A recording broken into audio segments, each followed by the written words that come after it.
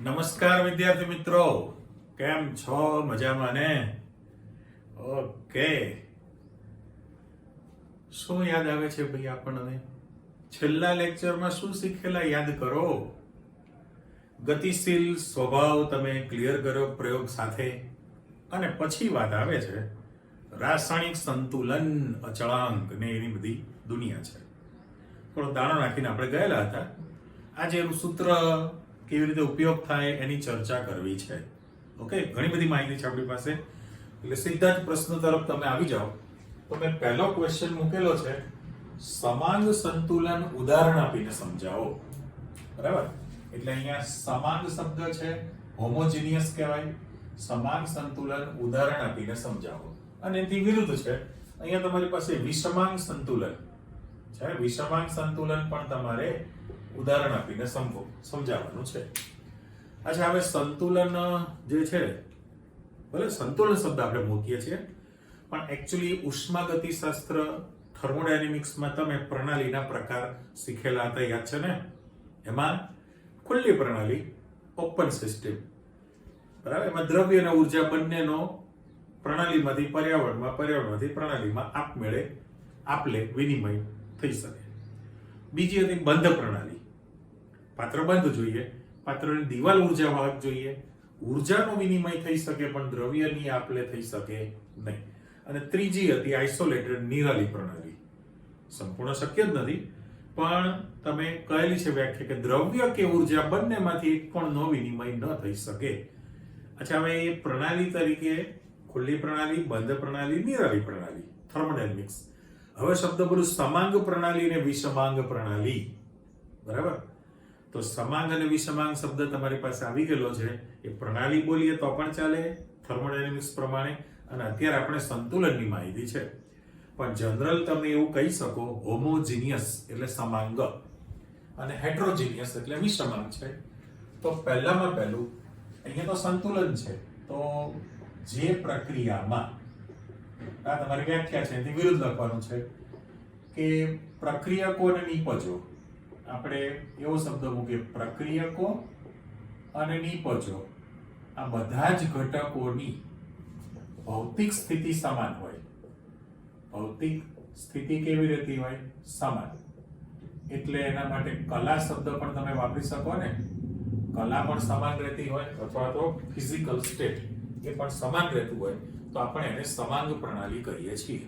એટલે પહેલા તો વ્યાખ્યા આવી ગઈ કે જે પ્રક્રિયામાં પ્રક્રિયકો તેમજ નિપજો એટલે દરેક ઘટકોની ભૌતિક સ્થિતિ અથવા તો કલા જો સમાન રહેતી હોય તો એને આપણે સમાંગ પ્રણાલી કહીએ છીએ. અને એનાથી ઉલટું તમારે કહેવું છે કે ભૌતિક સ્થિતિ અલગ અલગ હોય, કલા પણ જુદી જુદી, તો વિષમાંગ પ્રણાલી કહેવાના છો. પણ સમાંગ માટે તમારી પાસે સંતુલન પાછું કીધું છે ને, તો આપણે દાખલા તરીકે સેમ્પલ મૂકીએ છીએ. પહેલું જ ઉદાહરણ તમારી પાસે કે ભાઈ ડાયનાઇટ્રોજન વાયુ છે અને ડાયહાઇડ્રોજન વાયુ છે. આ બંને વચ્ચે પ્રક્રિયા થશે તો તમારી પાસે એમોનિયા ગેસ બને. હેબર પદ્ધતિ. સંતુલન માટે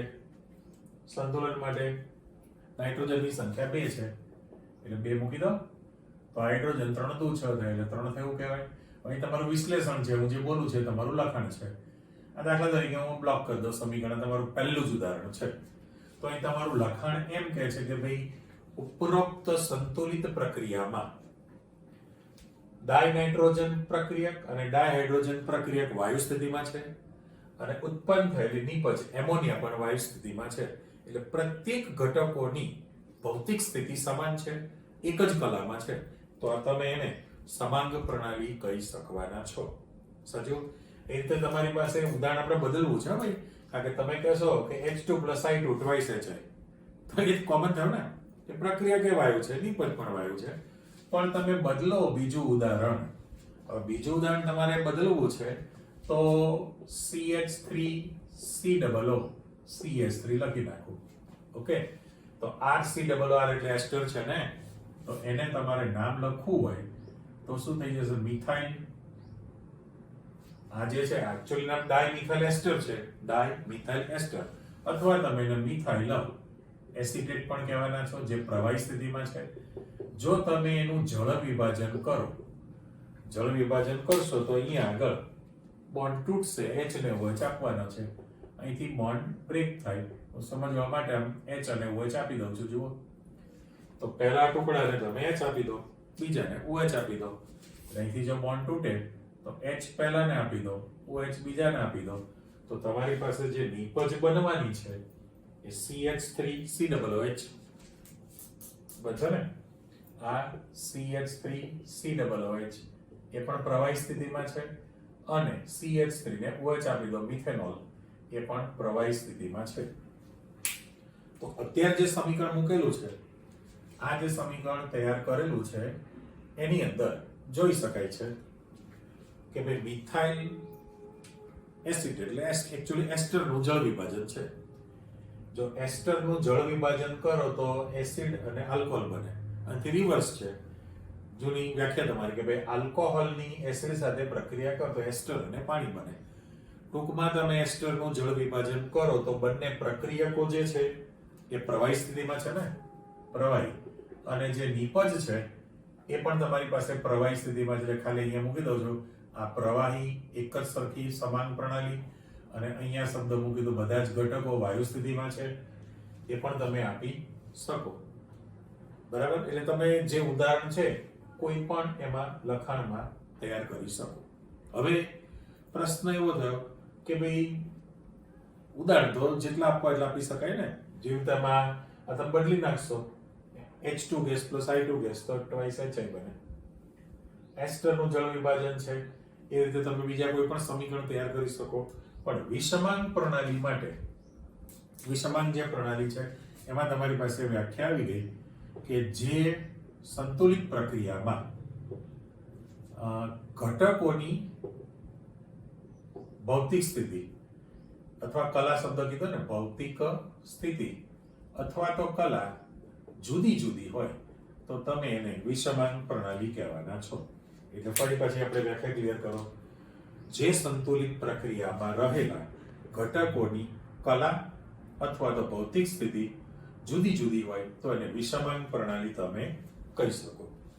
હવે ઘણા બધા તમે ઉદાહરણ આપી શકો. આપણે જનરલ પ્રક્રિયા સાથે માની લો કે મારે આપવું હોય તો એવું આપો કે ભાઈ કેલ્શિયમ કાર્બોનેટ છે જે ઘન સ્થિતિમાં છે. જો એનું વિઘટન થાય તો કેલ્શિયમ ઓક્સાઇડ બને વત્તા CO2 ગેસ બને. બરાબર.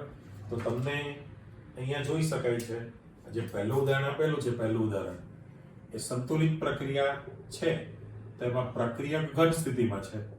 નિપજમાં એક ઘન છે અને એક પાછો વાયુ સ્થિતિમાં છે. તો એની ભૌતિક સ્થિતિ પાછી અલગ અલગ બનેલી છે. કરેક્ટ. હવે એના બદલે આપણે આયોનિક સમીકરણ લેવું છે. માની લો કે CaOH ટ્વાઇસ કેલ્શિયમ હાઇડ્રોક્સાઇડ છે. કેલ્શિયમ હાઇડ્રોક્સાઇડ એ ઘન સ્થિતિમાં છે અને એનું આયનીકરણ થાય તો Ca2+ બને વત્તા ટ્વાઇસ OH માઇનસ તમે લખી શકવાના છો ને. તો અહીંયા આગળ તમારી પાસે ભૌતિક સ્થિતિ જુદી જુદી બની છે. સમીકરણ બ્લોક કરી દો. તો જે પહેલામાં લખાણ તમે આપેલું છે એના લખાણમાં શું કહો છો કે ભાઈ ઘટકોની ભૌતિક સ્થિતિ જુદી જુદી, પ્રક્રિયા ઘન છે ત્યારે નિપજમાં એક ઘન છે અને એક વાયુ છે. ત્યારે અહીંના લખાણમાં તમે આપી શકો છો કે ભાઈ કેલ્શિયમ હાઇડ્રોક્સાઇડ જે છે, કેલ્શિયમ હાઇડ્રોક્સાઇડ એ ઘન સ્થિતિમાં છે અને એમાંથી આ જે બનશે એ પ્રવાહી સ્થિતિમાં છે જલીય દ્રાવણ તરીકે. એ સિવાય તમે ભૌતિક સંતુલનનું જે સમજૂતી લઈ લીધેલી છે કે દાખલા તરીકે H2O લિક્વિડ છે અને એનું H2O ગેસ લો. બાષ્પ સાથે સંતુલન સ્થિતિ નથી થયેલી તો આમાં તમે શું કહી શકો કે ભાઈ પાણી છે, H2O પ્રવાહી સ્થિતિમાં છે અને એની બાષ્પ બને વરાળ સ્થિતિમાં, એમની વચ્ચે સંતુલન સ્થપાયેલું રહેતું હોય, સંતુલન સ્થિતિ પ્રાપ્ત થયેલી રહેતી હોય. એટલે ટૂંકમાં આપણે એટલું કહી શકીએ કે જો સંતુલિત પ્રક્રિયામાં રહેલા પ્રત્યેક ઘટકો એટલે બધા જ આવે પ્રક્રિયકો અને નિપજો બધાની ભૌતિક સ્થિતિ અથવા કલા એક જ હોય, સમાન હોય તો એને સમાન સંતુલન થયું કહેવાય. અને એથી ઉલટું છે કે જો સંતુલિત પ્રક્રિયામાં ઘટકોની ભૌતિક સ્થિતિ અથવા કલા જુદી જુદી હોય તો આપણે એને વિષમાંગ પ્રણાલી તમે કહી શકો. એવા તો ઢગલાબંધ તમે ઉદાહરણ પછી આપી શકવાના જ છો જેટલા બનાવવા એટલા પ્રમાણે. દાખલા તરીકે NH4Cl એમોનિયમ ક્લોરાઇડ છે, એમોનિયમ ક્લોરાઇડનું વિઘટન થાય તો NH3 ગેસ વત્તા HCl ગેસ પણ બની શકે ને. તો પ્રક્રિયા ઘન છે, નિપજ વાયુ સ્થિતિમાં છે, એટલે ભૌતિક સ્થિતિ અલગ અલગ બને. ઓકે, ચલો વધો આગળ. હવે આપણે નવો પ્રશ્ન મૂકીએ છીએ. સંતુલન અચળાંક Kp અને Kc વચ્ચેનો સંબંધ મેળવો. સંતુલન અચળાંક Kp અને Kc વચ્ચેનો સંબંધ મેળવવો છે. પણ એ શરૂ કરતા પહેલા મારે એમ કહેવું છે, આપણે જનરલી એવું મૂકી શકીએ ભાઈ સંતુલન અચળાંક જે છે, સંતુલન અચળાંક. હવે સંતુલન અચળાંકના એકચ્યુઅલી 3 અલગ અલગ તમે પ્રકાર આપી શકો. તો પહેલો જે છે પ્રકાર એને તમે Kc કીધેલું છે. હવે Kc તમે ક્યારે વાપરી શકો? તો કે જો બધા જ ઘટકોની સાંદ્રતા તમને મોલારિટીમાં આપેલી હોય, મીન્સ કે મોલ લિટર ઇન્વર્સમાં જો તમને સાંદ્રતા આપેલી હોય તો તમે અચળાંક તરીકે કોણ વાપરી શકો? Kc. C પર કોન્સન્ટ્રેશન કોન્સ્ટન્ટ. અને એના બદલે તમારે Kp છે. Kp P ફોર પ્રેશર છે. જો બધા જ ઘટકો વાયુ સ્થિતિમાં હોય તો વાયુ ઘટકોની સાંદ્રતાને આંશિક દબાણ વડે દર્શાવે. એના માટે શબ્દ કયો વાપરી શકીએ છીએ આપણે? આંશિક દબાણ શબ્દનો ઉપયોગ તમે કરવાના છો, બરાબર? ઓકે, સાથે સાથે મારે એમ કહેવું છે કે દબાણ જે છે એ માપવા માટેની રાશિ પાછી તમે જાણો છો. આંશિક દબાણ જે છે કઈ રીતે તમે માપી શકો? તો કે મોટા ભાગે Pa એટલે પાસ્કલ ની અંદર છે, અથવા કિલો પાસ્કલ પણ હોય. પાસ્કલ, કિલો પાસ્કલ છે. તમારી પાસે બાર ની અંદર દબાણ છે અને ATM લખી નાખું છે, એટમોસ્ફિયર. આમાંથી કોઈ પણ સ્વરૂપે તમે આંશિક દબાણ માપી શકો. એટલે પાસ્કલ, કિલો પાસ્કલ, બાર અને વાતાવરણ, એટમોસ્ફિયરિક પ્રેશર. અને ત્રીજો જે શબ્દ મૂકું છું એ આપણી પાસે સંતુલન અચળાંક Kx મૂકું છું. Kx.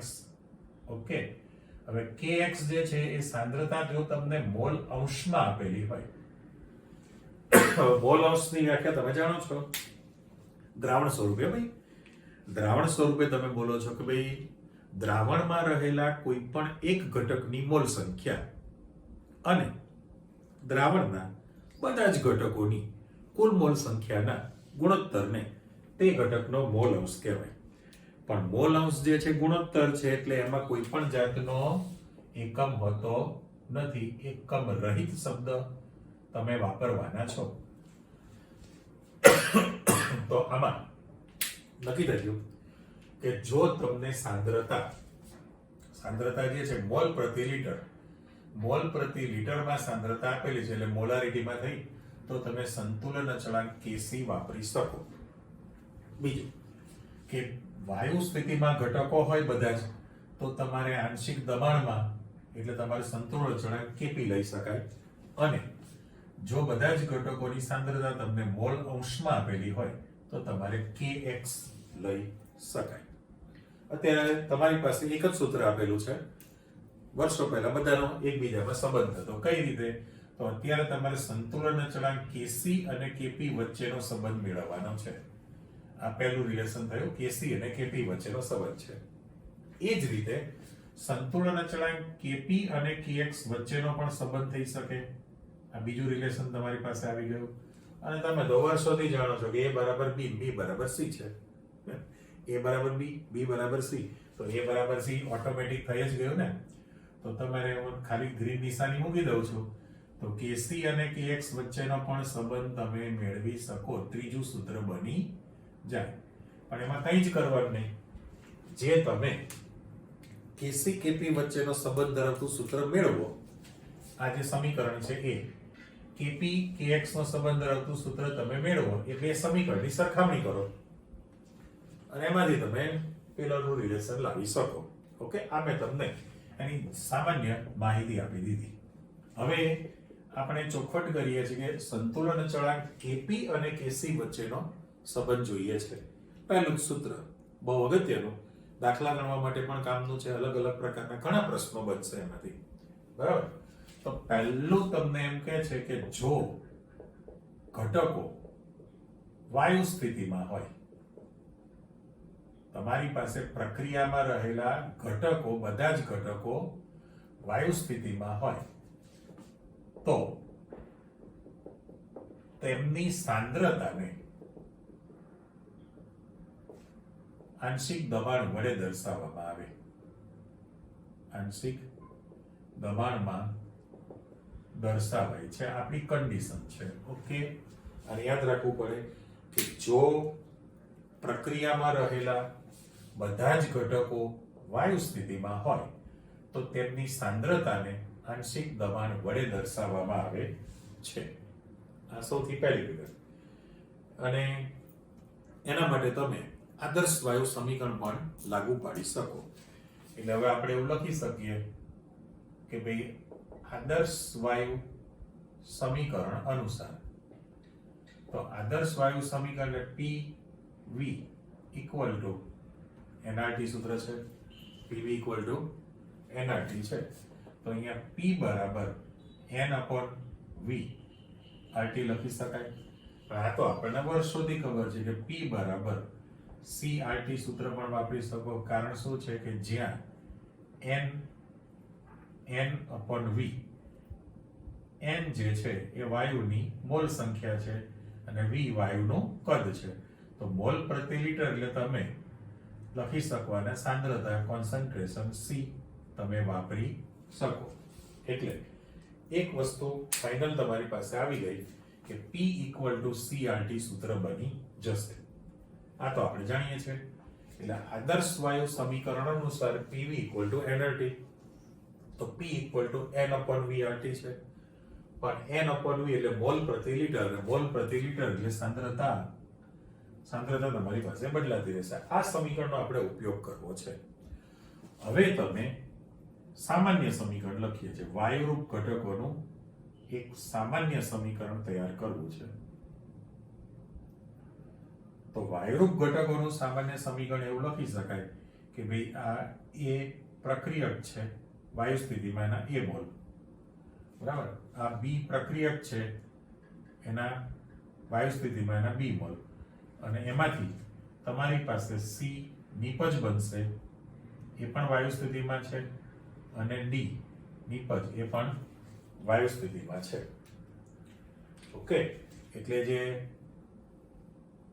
હવે આ બધું લખાણ છે તમારી પાસે ભાઈ સામાન્ય વાયુ સમીકરણનો ઉપયોગ કરવો છે ધીરે ધીરે. તો વાયુરૂપ પ્રક્રિયકો ધરાવતું મોલ સંખ્યા સાથેનું આ તમે એક સામાન્ય સમીકરણ દર્શાવી દીધેલું છે. આ આપણી પાસે સામાન્ય સમીકરણ આવી દીધેલું છે. તો ઉપરોક્ત સમીકરણ માટે તમારે બંને લખી શકાય, ઉપરોક્ત સંતુલિત પ્રક્રિયા માટે આપણે બંને સૂત્ર લખવા છે. દાખલા તરીકે સંતુલન અચળાંક Kc લખવો હોય, Kc લખવું હોય તો તમે એવું કહેવાના નિપજની સાંદ્રતા ઉપર છે, નિપજની સાંદ્રતા ઉપર. એટલે આમાં જે લખાણ છે તમે જાણો છો કે ભાઈ કેપિટલ A અને B બે પ્રક્રિયક છે, C અને D નિપજો છે, સ્મોલ લેટર એ લોકોની મોલ સંખ્યા છે.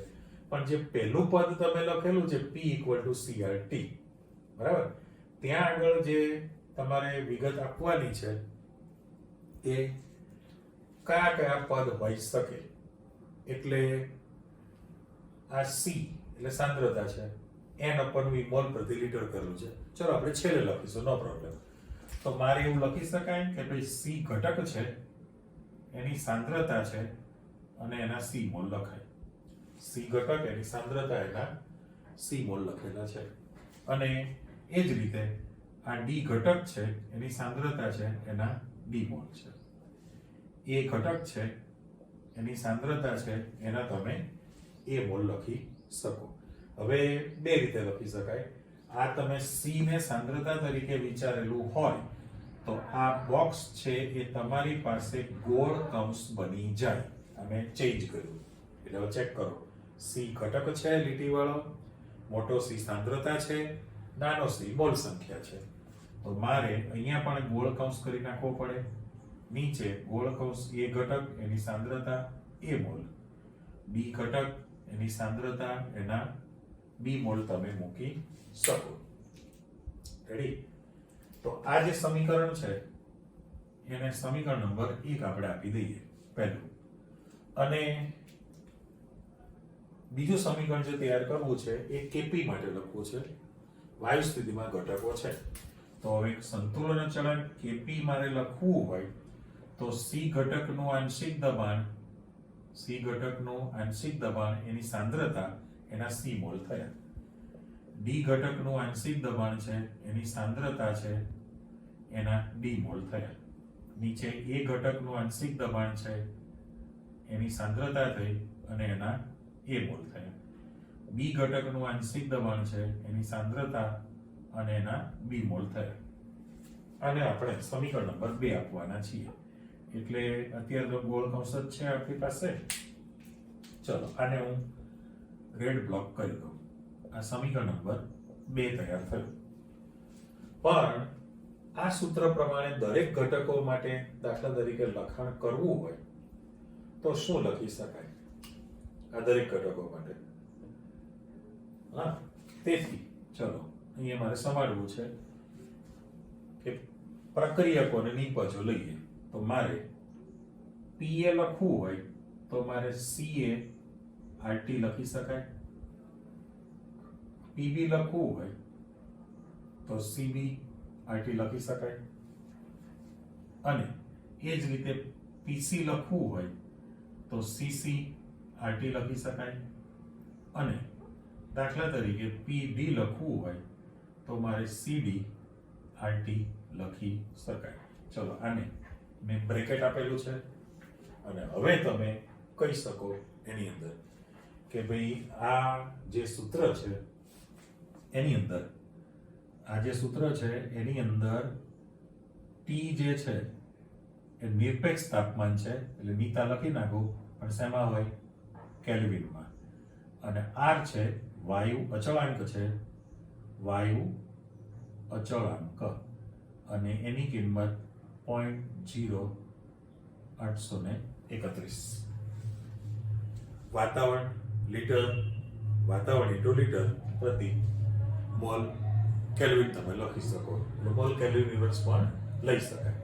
હવે આ સૂત્ર પ્રમાણે તમે એવું કહી શકો છો આ જે લખાણ આપેલું છે અહીંયા આગળ સાંદ્રતાના સમપ્રમાણમાં થાય ને એટલે આપણી પાસે એક વિધાન એવું બનાવી દઈએ કે અચળ તાપમાન અથવા તો નિયત તાપમાને, ચલો નિયત તાપમાને વાયુ તાપમાન અચળ છે, આર વાયુ અચળાંક છે, તો વાયુનું દબાણ તેની સાંદ્રતાના સમપ્રમાણમાં હોય છે.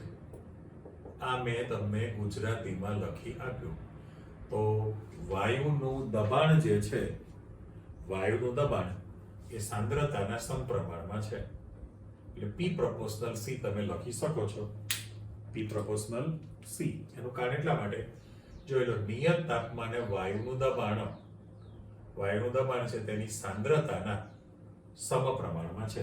એટલે P દબાણ છે, આંશિક દબાણ.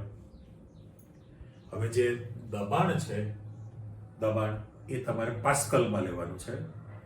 દબાણ પાસ્કલમાં છે. અહીંયા n એટલે વાયુની મોલ સંખ્યા થઈ, v એટલે વાયુનું કદ છે. કદ જે છે એ મીટર ક્યુબમાં લેવાનું છે. n વાયુની મોલ સંખ્યા, કદ v મીટર ક્યુબમાં લેવાનું છે, દબાણ p પાસ્કલમાં લેવાનું છે, t નિરપેક્ષ તાપમાન કેલ્વિનમાં છે અને 0.0831 વાયુ અચળાંક છે. વાતાવરણ into litre mall inverse kelvin inverse તો 12 માં પણ લઈ શકાય. એટલે P proportional જો તમે C કહેતા હો એ સાંદ્રતાના સમપ્રમાણમાં રહેતું હોય, કારણ કે આ સૂત્ર પ્રમાણે તમે કહી શકો P proportional C છે, તો એના પ્રમાણે તમે આ વિગત તૈયાર કરી. તો આ જે કિંમતો છે એ બંને વસ્તુ સરખી રહે. ઉપરોક્ત કિંમતો સમીકરણ નંબર 2 માં મૂકતા, બરાબર? એટલે ઉપરોક્ત કિંમતો સમીકરણ 2 માં મૂકતા જો તમે એમાં મૂકી દેશો તો તમારી પાસે Kp બરાબર જે સૂત્રની અંદર પીસી જે લખેલું છે ત્યાં મારે CCRT એના C મોલ લખાશે ને CCRT એના C મોલ લખ્યો. અહીંયા લખીશું તો CDRT એના D મોલ લખાય. નીચે CART એના A મોલ લખાય અને CBRT એના B મોલ લખાશે. અંદર પણ ગુણક છે, બહાર પણ ગુણકની નિશાની છે જ. કેપી ના સૂત્રમાં આ તમે કિંમતો મૂકી દીધી. હવે એમાંથી જે છે કેપી બરાબર સી ઘટક એની સાંદ્રતા એના સી મોલ. ચલો આમ કૌંસ કરું. આ સી ડી ઘટક એની સાંદ્રતા એના ડી અને ગુણકમાં RT raise to C plus D મારે લખાય. RT raise to C plus D same copy. દાખલા તરીકે નીચે પણ મારે લખવું છે તો સી એ ઘટકની સાંદ્રતા એના એ મોલ, બી ઘટકની સાંદ્રતા એના બી મોલ અને ગુણ્યા RT raise to A plus B લખી શકાય. પણ અહીંયા તમે જોઈ શકો છો કે જેના પર હું આ રેડ કલરનું રાઉન્ડ મૂકું છું એ પદ તમારું કયું થયું કે સમીકરણ નંબર 1 બની જશે. સમીકરણ નંબર 1 વાળું પદ બને છે તો એની જગ્યાએ મારે સૂત્ર લખી શકાય કેસી. એટલે therefore ફરી પાછું લખો કેપી બરાબર KC into RT raise to C plus D minus A plus B લખી શકાય. અને આ તમે જાણો છો કે સી પ્લસ ડી શું છે? સી પ્લસ ડી આપણું જે જરૂરી સમીકરણ છે એની અંદર નિપજોની એટલે વાયુરૂપ નિપજોની કુલ મોલ સંખ્યા છે. એટલે તમે આની જગ્યાએ હજુ એક સ્ટેપ લખીએ કેપી બરાબર કેસી લખીએ અને into RT raise to NP minus NR લખી શકાય. એનપી માઇનસ એનઆર અને ફાઇનલ કેપી બરાબર KC RT raise to delta N G. આને જરા બ્રેકેટ કરી દે RT raise to delta N G. આ સમીકરણને બ્લોક કરી દઈએ તો એ જે તમારે પુરવાર કરવાનું હતું પરીક્ષામાં પ્રશ્ન તરીકે સંતુલન અચળાંક કેપી અને કેસી વચ્ચેનો સંબંધ મેળવો, તો એ રિલેશન તમારી પાસે તૈયાર થઈ ગયેલું છે. એક્ઝામ્પલ ગણવા માટેનું સૂત્ર તૈયાર થયું. એટલે અર્થ થઈ ગયો કે જો તમને કેસીની કિંમત આપેલી હોય, આ અચળાંક છે, તાપમાન કેલ્વિનમાં આપેલું છે, માત્ર તમારે પ્રક્રિયાની મોલ સંખ્યા શોધવાની હોય તો કેપી શોધી શકાય. અને જો કેપી ની વેલ્યુ આપેલી હોય તો તમે કેસી શોધી શકો. એટલે બંનેમાં ખાલી મારે આમ ક્વેશ્ચન માર્ક મૂકી દો. કેપી નું મૂલ્ય પણ શોધી શકાય તો આ કિંમત આપેલી હોવી જોઈએ અને કેસી નું મૂલ્ય શોધવું હોય તો કેપી ની કિંમત આપેલી હોય. પણ આપણે અહીંયા ચોખવટ એવી કરીએ છીએ જે ખાસ જ્યાં ડેલ્ટા એન જી બરાબર તમે જે ઉપર લખેલું છે કે એનપી માઇનસ એનઆર લખેલું છે ને, એનપી માઇનસ એટલે પી એટલે પ્રોડક્ટ. ખાસ લખવું છે મારે ડીપો. હજી એક શબ્દ મૂકી દે. ચાલો અહીંયા યાદ રાખવું પડે કે વાયુરૂપ નિપજોની કુલ મોલ સંખ્યા છે. ઓકે. અને માઇનસ અહીંયા પણ તમારી પાસે વાયુરૂપ પ્રક્રિયકોની કુલ મોલ સંખ્યા શબ્દ મેં આપી દીધો છે. ખાસ અંડરલાઈન મૂકું છું. સમીકરણની અંદર માત્ર વાયુરૂપ ઘટકોને જ ધ્યાનમાં રાખવાના. વાયુરૂપ નિપજોની કુલ મોલ સંખ્યા અને વાયુરૂપ પ્રક્રિયકોની કુલ મોલ સંખ્યા છે એ તમારી પાસે તફાવત આવી ગયેલો કહેવાય. મેથ્સની ભાષામાં તમારી પાસે 3 કેસ બન્યા ને, એટલે સૂત્ર તો તમારી પાસે ક્લિયર થઈ ગયેલું છે. અહીં 3 કેસ હોય દુનિયામાં, પહેલું, બીજું, ત્રીજું. પરિસ્થિતિ કેવી થવાની છે કે જો ડેલ્ટા એન જી બરાબર 0 લઈ લો, 3 કેસ. બીજો કેસ છે કે delta N G greater than 0 હોય અને ત્રીજો કેસ છે કે delta N G less than 0 હોય તો. ચલો મેં બધામાં કેસ તૈયાર કરી દીધો. ફાઇનલ 3 કેસ તમે આપી દીધા છે. તો પહેલામાં પહેલું કે જે પ્રક્રિયા માટે ડેલ્ટા એનજી બરાબર 0 હોય, ડેલ્ટા એનજી ગ્રેટર દેન 0 હોય અને ડેલ્ટા એનજી લેસ દેન 0 હોય.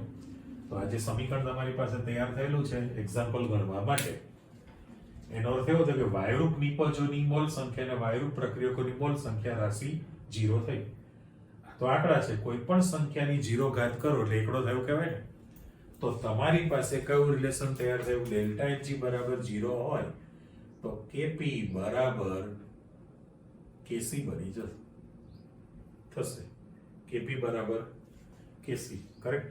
અને એથી ઉલટો છે કે જો ડેલ્ટા એનજી ગ્રેટર દેન 0 હોય, હવે કલ્પના કરો અહીંયા ડેલ્ટા એનજી ની કિંમત ગ્રેટર દેન 0 છે એટલે સંખ્યા છે, યાદ છે ને તમારો કે ભાઈ 5 બરાબર 7 લખાય ન લખાય. તો એને સરખું કરવા માટે ગુણાકાર ભાગાકાર સરવાળો બાદબાકી એ આપણી ઘટના હતી. તો મારી પાસે કેપી બરાબર કેસી ક્યારે તમે લખી શકો? તો કે આ બંને રાશિ સરખી હોય, એકડો છે. હવે ડેલ્ટા એનજી ગ્રેટર દેન 0 છે, ગ્રેટર દેન 0 એટલે તમારી પાસે અહીંયા આગળ એકડો બગડો તગડો પ્લસમાં ઘાત છે. તો કેસી ને સમથિંગ વડે ગુણાકાર કરો ત્યારે કેપી થાય ને. તો અહીં તમારી પાસે ફાઇનલ થઈ ગયું. યાદ રાખવા માટે KP is greater than KC હોય તો આ કેસ થયો. ડેલ્ટા એનજી ગ્રેટર દેન 0 હોય તો KP is always greater than KC હોય. કેપી મોટો છે, કેસી ની કિંમત નાની છે અને કંઈક ગુણાકાર કરો ત્યારે ઇક્વલ થાય. હવે એનાથી ઉલટું છે ને કે તમારે ડેલ્ટા એનજી લેસ દેન 0 ક્યારે બને? તો કે કેપી લેસ દેન કેસી હોય. તો આ ત્રણે કેસ તમારી પાસે આવી ગયા અને એમાં પણ ક્લિયર થઈ ગયું. કેપી લેસ દેન એટલે કેપી ની કિંમત નાની છે, કેસી મોટો છે. તો આને ઇક્વલ કરવા માટે કેસી ને શેના વડે ભાગાકાર કરવો પડે? ક્યારે? તો કે આ તમારો ઘાતાંકમાં માઇનસ ઘાત થઈ, માઇનસ ઘાત એટલે કેસી ના છેદમાં RT raise to delta NG લખી શકાય ને. તો ભાગાકાર થયો કહેવાય. એટલે 3 કેસ તમારી પાસે આવી ગયેલા છે કે જો ડેલ્ટા એનજી બરાબર 0 હોય તો કેપી બરાબર કેસી થાય, ડેલ્ટા એનજી ગ્રેટર દેન 0 હોય તો કેપી ગ્રેટર દેન કેસી હોય, અને ડેલ્ટા એનજી લેસ દેન 0 હોય તો કેપી ની વેલ્યુ પણ કેસી કરતા ઓછી હોય. એટલે એક્ઝામ્પલ જ્યારે તમે ગણતા હો ત્યારે મેં કહ્યું એ પ્રમાણે આર વાયુ અચળાંક છે, અચળ કિંમત, તાપમાન તમને આપેલું છે. જે પ્રક્રિયા સમીકરણ આપેલું હોય એમાં તત્વ યોગમિતીય સંખ્યાને ધ્યાનમાં લેવી પડે એટલે મોલ સંખ્યા.